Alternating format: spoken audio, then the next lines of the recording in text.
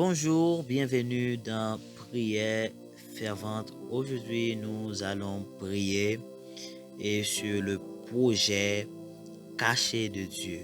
La Bible nous révèle que Dieu a un projet qu'il a caché depuis longtemps, qu'il a réservé pour ceux qui l'aiment, qu'il a réservé pour nous donner la gloire.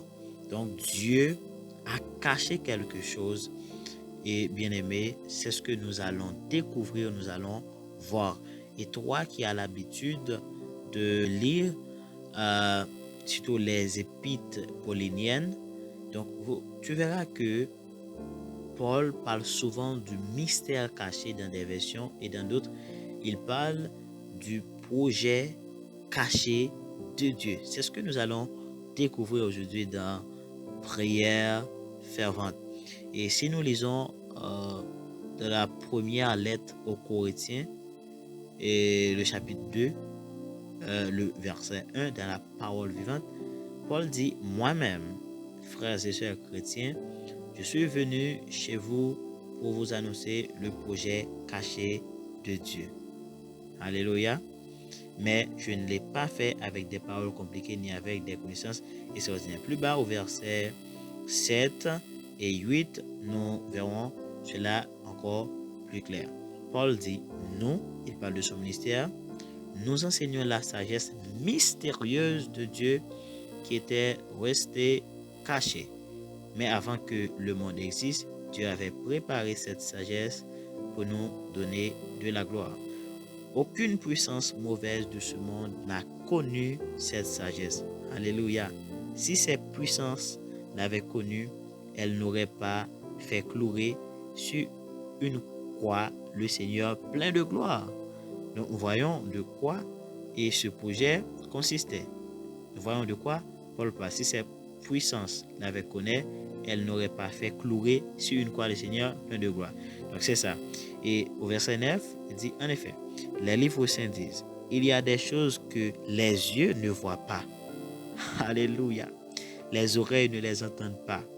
Les êtres humains n'y ont jamais pensé.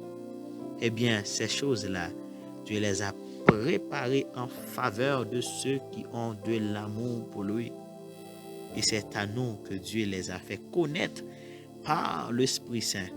En effet, l'Esprit Saint connaît tout, même les secrets les plus profonds de Dieu. Nous arrêtons là. Waouh, c'est extraordinaire. Ça m'éblouit, hein? J'aime le verset 9. Il y a des choses que les yeux ne voient pas, les oreilles ne les entendent pas, les êtres humains n'y ont jamais pensé. Eh bien, ces choses-là, Dieu les a préparées en faveur de ceux qui ont de l'amour pour lui. Oh, Dieu les a préparées en faveur de toi et moi qui ont aimé le Seigneur. Toi qui aimes le Seigneur, sache que Dieu a préparé des choses pour toi. Dieu t'a donné son esprit. Et sache que cet esprit-là que tu as, les gens du monde ne l'ont pas. C'est cette différence que tu dois faire. Cet esprit-là que tu as, que les êtres humains, les êtres charnels, qui ne connaissent pas le Seigneur, il y a des choses qu'ils n'ont jamais pensé, mais que toi, à travers le Saint-Esprit, Dieu t'a révélé. Oui, il y a des choses que même Socrate, comme Aristote, Platon, Rousseau, tant d'autres, des philosophes, et même des philosophes contemporains, n'ont jamais pensé. Mais toi, en tant que chrétien, que tu as, des choses que les yeux ne voient pas, les oreilles ne les entendent pas. Oh, nous les chrétiens, nous ne sommes pas n'importe qui. Tu dois savoir cela. Tu n'es pas n'importe qui. Alors, ce terme-là, nous n'avons pas l'habitude de l'entendre. Le projet caché de Dieu. D'ailleurs, c'est ça. Aujourd'hui, nous voyons beaucoup de gens il y a beaucoup de divergences concernant la parole de Dieu. Il y a des débats partout sur question de pantalon. Est-ce qu'une femme doit prêcher Il y a des choses banales, des discussions vraiment. Mais l'essentiel, la quintessence, ils n'ont pas la quintessence, mais ils préfèrent vraiment des débats futiles, inutiles. Est-ce que la femme doit prêcher? Est-ce que tu dois mettre pantalon? Est-ce que tu vois des choses bizarres là? Mais lorsque il y a le projet caché de Dieu, est-ce que tu sais ce que consiste ce projet? Il y a, il y a quelque chose que Dieu a caché, même aux patriarches, et que même les anges désirent plonger leur regard, que même les puissances de ce monde n'a connu. C'est une sagesse. Aucune puissance mauvaise de ce monde n'a connu cette sagesse. Oui. Aucune puissance de ce monde, même les principautés, même les dominations, même les anges n'ont pas connu ce projet caché. Dieu l'a caché même dans sa sagesse pour ces raisons. Dieu est grand. Dieu est souverain. Il fait ce qu'il veut. Même au patriarche. Et c'est pourquoi la Bible va nous dire, ils l'ont fait de ce salut l'objet de leur recherche. Ils ont senti quelque chose, mais ils ne peuvent pas voir clairement. Mais nous avons cette possibilité. Nous avons cette opportunité. Nous avons la grâce de comprendre, de voir tous ces mystères, tous ces projets, tous ces projets cachés-là, tous ces secrets que Dieu, tous ces secrets-là, en fait, maintenant, Dieu les a révélés à travers l'apôtre Paul. Il a choisi l'apôtre Paul pour nous les révéler. Oui, reçois cette révélation. Que le Saint-Esprit t'aide à comprendre en quoi consiste vraiment ce projet caché, ce projet que Dieu a pour le monde. Après que Adam et Ève ont péché, le monde est soumis à la corruption, au péché. Pour les êtres humains, vraiment, leur esprit meurt vraiment. Le péché est entré, la maladie est entrée, un tas de choses est entré. Mais Dieu a un plan. Dieu a un plan. Il passe à travers la loi et il met la loi pour nous garder jusqu'à ce que ce projet puisse réaliser. Maintenant, toutes ces choses ont passé. Nous avons, le projet est révélé maintenant. C'est Jésus-Christ, la grâce, que les païens sont justifiés. C'est ça. Et que nous avons reçu le Saint-Esprit, le Paraclet, El Paracletos. Oui, c'est ce projet-là que Dieu a, le Saint-Esprit. Car vous savez, bien-aimés, les gens, les Juifs, dans l'Ancien Testament, ils n'avaient pas le Saint-Esprit. Non, ils n'avaient pas le Saint-Esprit. C'est seulement Moïse qui pouvait parler à Dieu. Le peuple là, ils vont consulter Moïse pour savoir ce que Dieu dit. Donc, ce qui reniait, c'était la loi. C'est la loi qui commandait. Le standard, c'était la loi. Tu dois accomplir toute la loi pour que tu sois parfaite. Oui, tu dois accomplir toute la loi. C'était seulement la loi. Donc, c'était ça. Mais nous savons que personne n'arrivait à accomplir la loi. Donc, la mission de la loi est terminée maintenant. Il y a une autre chose qui remplace la loi. En fait, il y a une nouvelle loi. Il y a une nouvelle loi pour le peuple de Dieu. C'est le Saint-Esprit. Tu vois, c'est pourquoi tu ne dois pas être sous la loi. Car la loi, c'est les œuvres. Tu dois éviter faire une tas de choses, les œuvres. Tu dois faire quelque chose pour recevoir le Saint-Esprit. Tu reçois le Saint-Esprit en croyant. En croyant en Jésus. C'est par la foi que tu deviens juste, pas en accomplissant les 10 commandements. Si tu accomplis les 10 commandements, mais tu ne crois pas en Jésus-Christ, c'est ta propre justice.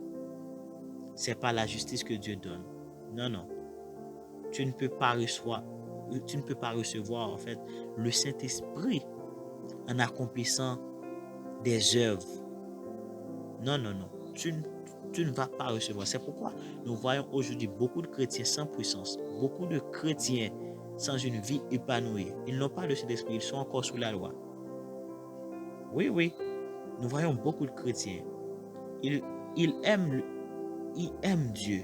Ils veulent aimer Dieu. Mais en réalité, leur vie ne témoigne pas le Seigneur. Nous ne voyons pas les œuvres de Dieu. Quand c'est le Saint-Esprit qui fait tout, qui nous dirige, qui nous guide, c'est le Saint-Esprit qui fait tout. Donc si tu es sous la loi, le Saint-Esprit n'est plus. Mais quand tu lâches prise, quand tu comprends en fait que il y a une nouvelle loi, donc que Jésus-Christ, c'est lui l'auteur de toutes choses, c'est lui le sang. C'est un croyant du cœur, c'est par la foi maintenant, ce n'est plus par la loi, c'est par la foi. Donc quand tu comprends cela, que c'est par la foi, donc le Saint-Esprit va venir dans ta vie, il va te guider, va te parler, va t'enseigner, il va faire son œuvre en toi. Donc bien aimé, je voulais tout simplement que tu comprennes qu'il y avait un projet caché avant que nous ne pouvons pas comprendre. Mais maintenant, ce projet est révélé, ce mystère-là est révélé. Maintenant, pour les païens, pour ceux qui ne connaissent pas encore Dieu, l'évangile reste encore un mystère. Oui, oui, c'est encore un mystère, car vous devez savoir, l'évangile c'est un mystère. Oui, oui, c'est un mystère. Il y a des gens qui ne peuvent pas, il y a des gens qui ne peuvent pas comprendre comment un homme peut pardonner tes péchés. Comment un homme, même les pharisiens ne peuvent pas comprendre comment un homme peut pardonner les péchés. Non, l'évangile c'est vraiment un mystère. Tu dois croire tout simplement.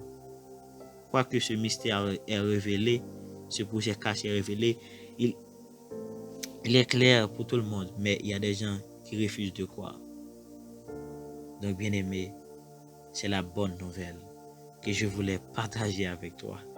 Est-ce que c'est pas bien de prier quand tu imagines des gens qui périssent, des gens qui sont dans les fausses doctrines, des gens qui font des débats inutiles, des débats futiles, des débats, tu vois, selon leurs pensées. Paul dit, il y a des personnes, ce sont leurs désirs, ce sont leurs pensées, ce sont des règles humaines, ce sont des enseignements humains. Paul le dit. Il y a des enseignements, ce sont des enseignements humains. Moi, je ne suis pas docteur, je ne suis pas apôtre, je ne suis pas théologien, je suis enfant de Dieu.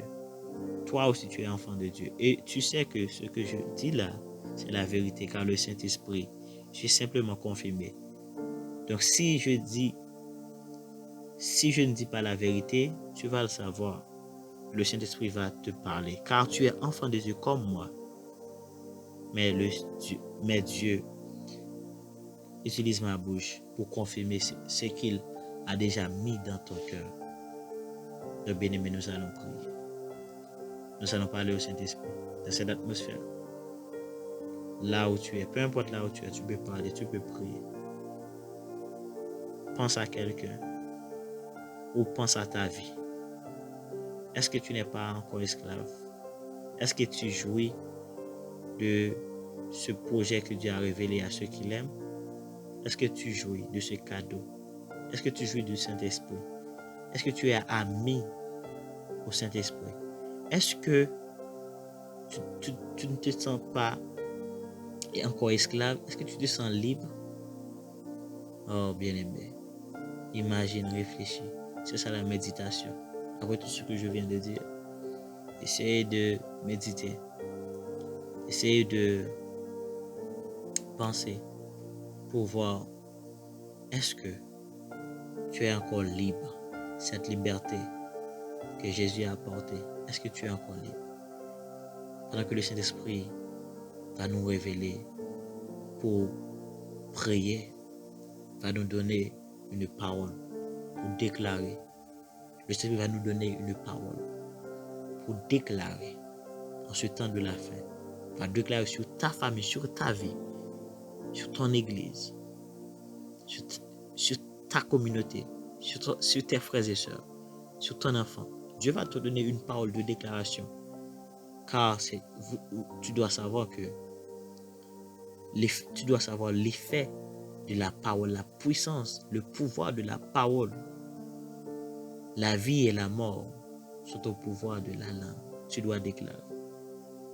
Après tout ce que je viens de dire, il y a des gens qui sont encore prisonniers, esclaves des œuvres de la loi.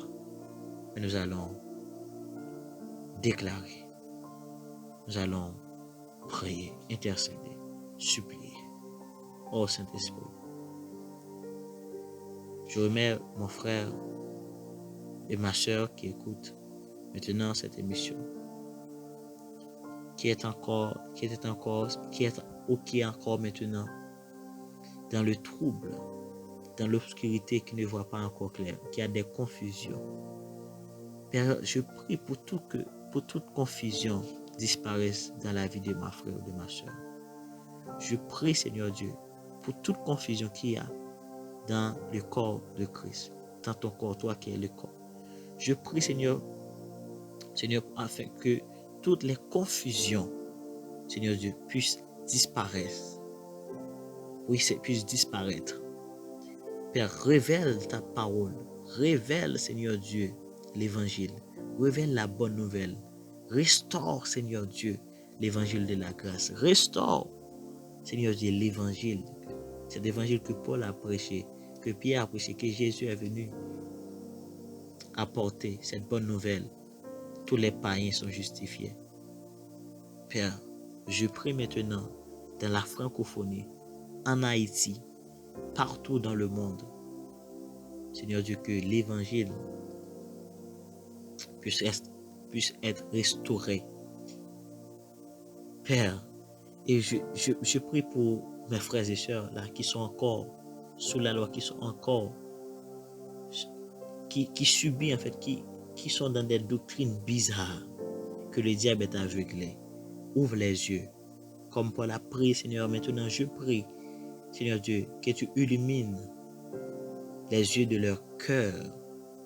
Ouvre les yeux, mets ta main sur eux, Seigneur. Saisis-les par ta puissance, par ton esprit. Révèle-les afin qu'ils consacrent leur vie à toi, afin qu'ils fassent des retraites, aller lire la Bible, aller prier, aller renoncer de leur mauvaise doctrine, de leur mauvaise voie.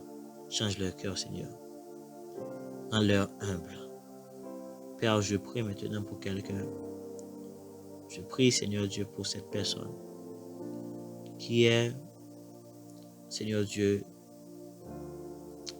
qui est encore dans l'égarement, qui est encore dans l'ignorance, qui n'a pas de piété, mais Seigneur, qui veut te servir, qui veut servir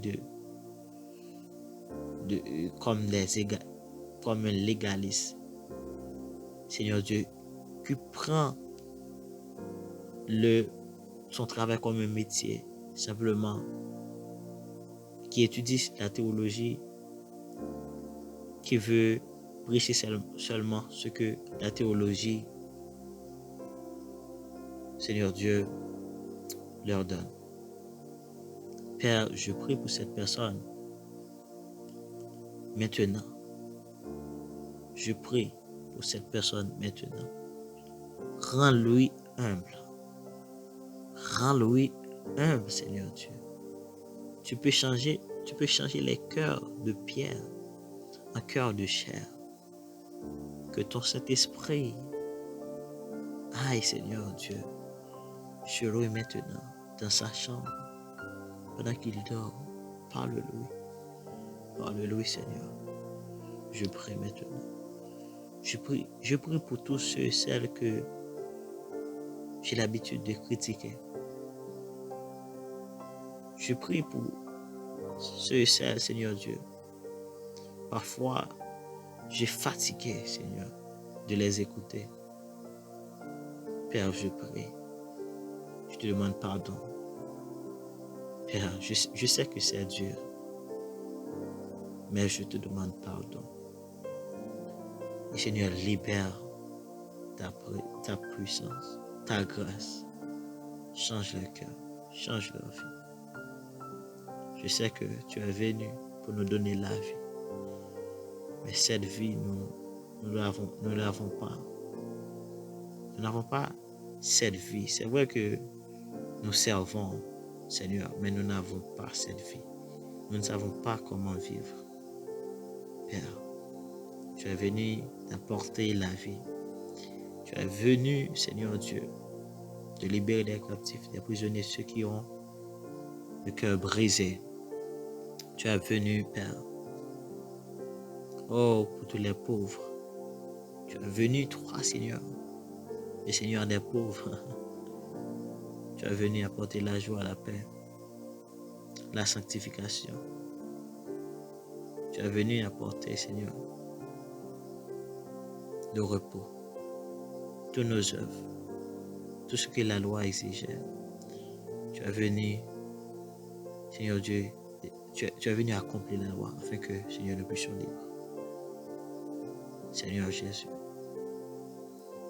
nous voulons cette liberté. Nous voulons cette liberté pour tes enfants.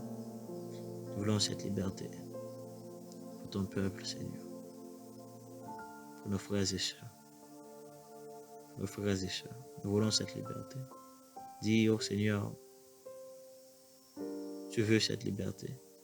Nous voulons cette liberté. Oui, Père. Maintenant, répands ton esprit. Souffle sur ton église. Souffle l'esprit des 80. Souffle sur ton église. Souffle sur ton peuple. Père, c'est notre prière. C'est notre demande. C'est notre supplication. C'est notre intercession. Dans le nom de Jésus, fais quelque chose de neuf. Envoie, Seigneur Dieu, la pluie. Envoie des serviteurs. Suscite des serviteurs de la grâce. Et Seigneur, fortifie ceux et celles qui militent, ceux et celles, Seigneur Dieu, qui travaillent pour toi. Maintenant, tes serviteurs partout, qui répandent la bonne nouvelle, qui prêchent la bonne nouvelle. Père, dans le nom de Jésus, fortifie-les. Fortifie-nous, gardez-nous près de toi. Dans le nom de Jésus, nous ainsi prier. Merci, bien-aimé, toi qui priez avec nous. Continuez dans cette atmosphère et écoutez des instrumentales ou des instrumentaux en fait. Et je crois que tu vas vivre beaucoup de choses dans la présence de Dieu. Continuez à écouter cette émission. Je crois que cette émission va une source de bénédiction pour la francophonie, pour toi, pour tout le monde. Prie, ne cesse de prier, parle au Saint-Esprit, parle au Seigneur. À la prochaine pour une autre émission, prière fervente au nom de Jésus. Amen, amen.